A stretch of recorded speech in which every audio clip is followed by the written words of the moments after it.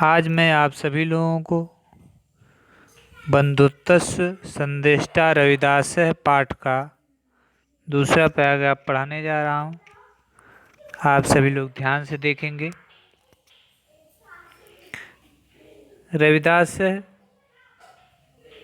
कस्याचिद् अपि पाठशालायां पठितुं न गतो, अतस्य ज्ञानं पुस्तकीयं नासीत्।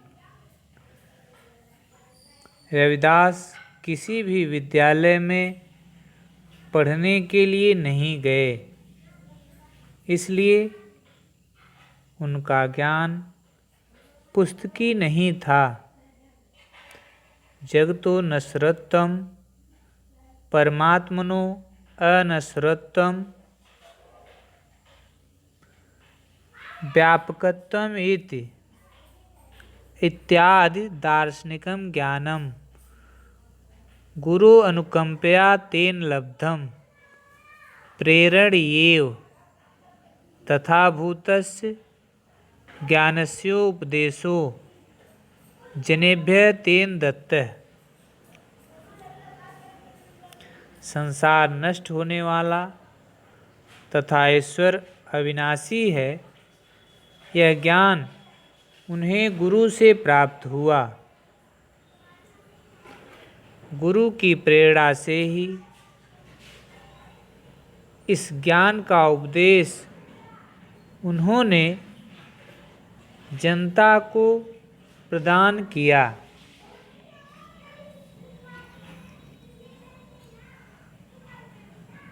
सः तपस्तप्तुं गहनं वनं न जगाम, न वा गिरगुहायाम् उपविश्य साधनरतः ज्ञानम् अधिगन्तुं चेष्टते अस्म।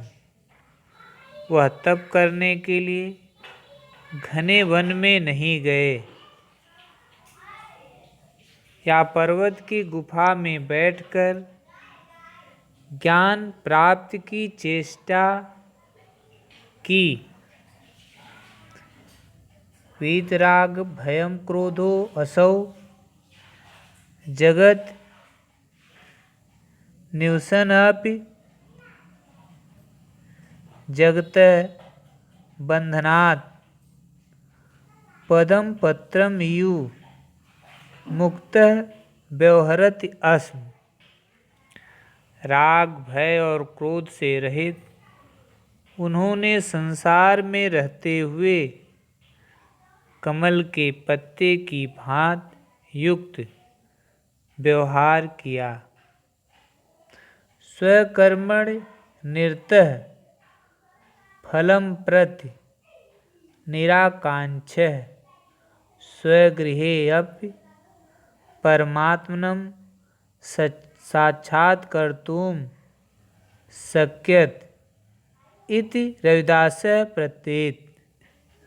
अपने कर्म में लगे हुए फल की प्राप्ति की इच्छा से दूर अपने घर पर ही ईश्वर का साक्षात कर सकते हैं, ऐसा रविदास जी ने बताया। अतो विभिन्न उपासना स्थलेषु वनेषु रहसि वा ईश्वर अनुसंधानम अपेक्षया स्वहृदये एव अनुसंधानम उचितम। इसलिए विभिन्न उपासना स्थलों और वनों में रहने की अपेक्षा ईश्वर की खोज अपने हृदय और मन में खोजना उचित है। ईश्वर प्राप्त अहंकार्यो बाधको अस्ति। ईश्वर की प्राप्ति में अहंकार ही बाधक है। अहम इदम करोमि, यह मैं कहता हूँ। मामेत इति बोधः भ्रमात्मकः, यह मेरा है, इस प्रकार का ज्ञान भ्रम पैदा करने वाला है। भ्रमम उपहाय एव, ईश्वर प्राप्ति संभवा। भ्रम को छोड़कर ही ईश्वर की प्राप्ति संभव है। रविदास स्वरचिते पद्ये गायति यदा अहम अस्मि तदा त्वं नासि। रविदास जी अपने रचित पदों में गाते हैं कि जब मैं हूँ तब तुम नहीं, और जब तुम हो तब मैं नहीं। यदा अहम अस्मि तदा त्वं नासि, यदा त्वम् अस्ति तदा अहम नासि।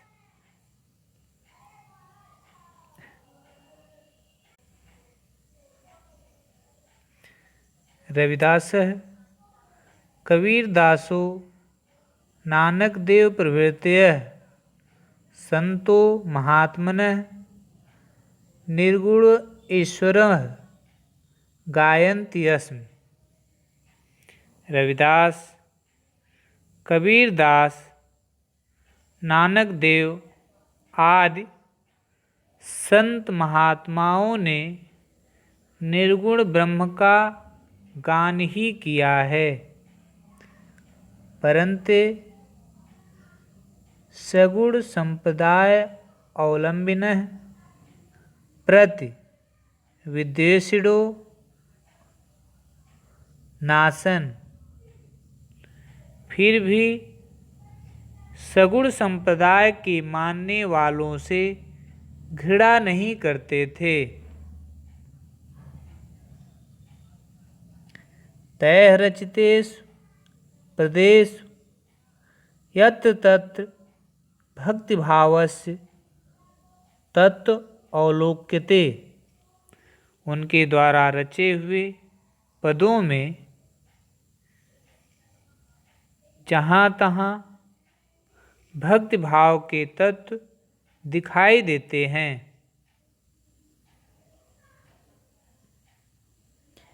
निराकार ब्रह्मणः गहनभूते सुविस्तृते साक्षात्कार विचारणं भासि विचारत्रम् अपि। रविदासः पृथ्वीतले विद्यमानेषु दुःखितेषु दरिद्रेषु निराकार ब्रह्म के गहन तथा बहुत विस्तृत साक्षात के विचार रूपी आकाश में विचरण करते हुए भी रविदास धरा पर उपस्थित दुखितेषु दरिद्रेषु दीन दुखियों और दलितों में दलितेषु च सुतराम रमते अस्मि भली प्रकार रमते थे। इसको फिर से एक बार देख लेंगे। निराकार ब्रह्म के गहन तथा बहुत विस्तृत साक्षात के विचार रूपी आकाश में विचरण करते हुए भी रविदास धरा पर उपस्थित दीन दुखियों और दलितों में भली प्रकार रमते थे। स दलितेषु दीनेषु दरिद्रेषु ईश्वरम अपश्यत। उन्होंने दलितों, दीनों और निर्धनों में ईश्वर को देखा। तेषां सेवा तान् प्रति सहानुभूति। उनकी सेवा, उनके प्रति सहानुभूत प्रेम दर्शनम च ईश्वरम अर्चनम इति तस्य विचारः। उनकी सेवा, उनके प्रति सहानुभूत प्रेम प्रदर्शन ही उनके विचार में ईश्वर की पूजा है। सामाजिक वैषम्यम न वास्तविकम। सामाजिक विषमता वास्तविक नहीं है। प्रत्युत परमात्मना सर्वे समाना एव रचिता, बल्कि ईश्वर ने सबको समान बताया है। सर्वे च तस्य ईश्वरस्य संतत्यो अतः परस्परम बांधवा, और सभी उस ईश्वर की संतान हैं और आपस में भाई भाई हैं। मनुष्येषु तर्मिथ कथम वैर भावः, तो फिर आपस में शत्रुता कैसी। इत्थम समत्वस्य बंधुताया उपदेशम जनेभ्यो अददात, इस प्रकार समता एवं भाईचारे का उपदेश लोगों को दिया।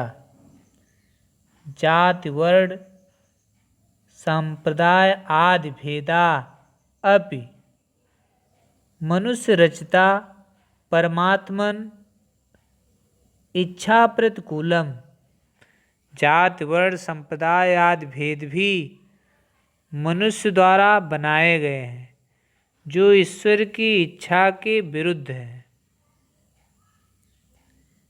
इत्थम रविदासेन मनुष्य जातौ अस्पृश्य स्पृश्यादि दोषाणाम उच्चावच भेदानाम चातिवती स्वरेण विरोध कृतः, इस प्रकार रविदास ने मनुष्य जात में छुआछूत आदि दोषों तथा ऊंच नीच आदि के भेदों का बड़े कठोर स्वर से विरोध किया है। हरिम भजत स हरे भवत, जो ईश्वर का भजन करते हैं वे ईश्वर के होते हैं। हरि भजने कश्चित् पृच्छत जातिम वर्णम वेद सत्यम प्रतिपादयन् देश अखंडताया राष्ट्र एकस्य च रक्षणे स प्रयातत, ईश्वर के भजन में कोई जात वर्ण नहीं पूछता है। इस सत्य को बताते हुए देश की अखंडता, राष्ट्र की एकता और रक्षा के लिए उन्होंने प्रयत्न किए। महात्मा रविदासो आध्यात्म भक्तिम सामाजिक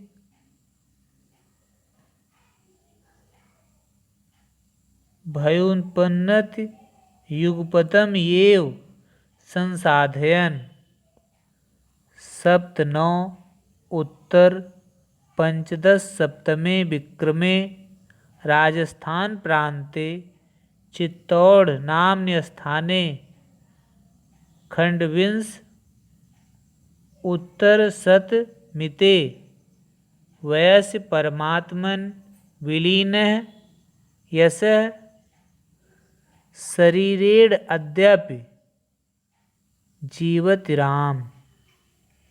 महात्मा रविदास आध्यात्म भक्ति सामाजिक उन्नति को एक साथ सिद्ध करते हुए संवत 1517 में राजस्थान प्रांत के चित्तौड़गढ़ नाम के स्थान पर